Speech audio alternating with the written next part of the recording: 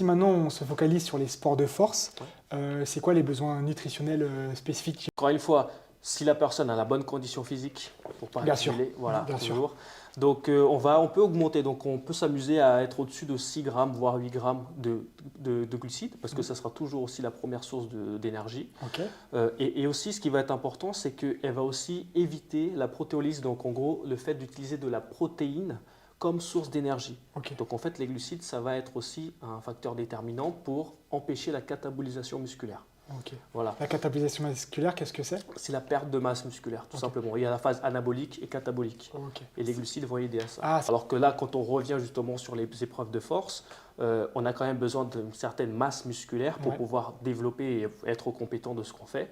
Donc, les bodybuilders ou les gens qui font de la force, on est souvent entre 1,8 à 2,2 grammes fois kilo poids de corps de protéines. de protéines, ok. Voilà, c'est ça. Donc, pour les athlètes naturels. Donc presque le double des exemples qu'on a vus précédemment, quoi. Exactement. Ok, Pour les personnes qui sont non naturelles, donc là par contre oui, là, il y a des personnes qui peuvent augmenter parce qu'en fait la synthèse de protéines ne sera pas les mêmes quand on prend des hormones. Donc là D'accord, on peut ok. augmenter au-dessus de 4 grammes, enfin il n'y a pas de souci. Mais pour quelqu'un de naturel, d'aller au-dessus de 2,2, Je ne vois pas l'utilité. oui, parce J'en qu'en vois fait pas ton corps l'utilité. peut plus assimiler autant, c'est ça? C'est ça. Ok, très bien. Donc très souvent au début de la préparation, quand la personne elle est encore en train de travailler sur sa condition physique, on va donc maintenir entre 1,8 et 2,2 grammes fois kilo poids de corps.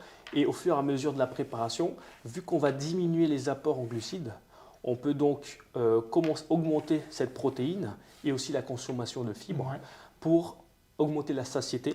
d'accord. Parce qu'en fait, le problème, c'est que quand on est en finalisation, même quand quelqu'un va faire de la boxe ou autre, on a très souvent un déficit calorique. Tout à fait. Donc on va souvent jouer sur les fibres, la protéine et l'hydratation pour combler justement, Ce déficit de glucides. voilà, et tout simplement ne plus avoir autant faim, Ok. tout simplement. Donc les fibres, pareil, les fibres, on n'a pas parlé d'ingestion de fibres tout à l'heure, mais en général, on est aux alentours de 30 à 40 grammes de fibres par jour.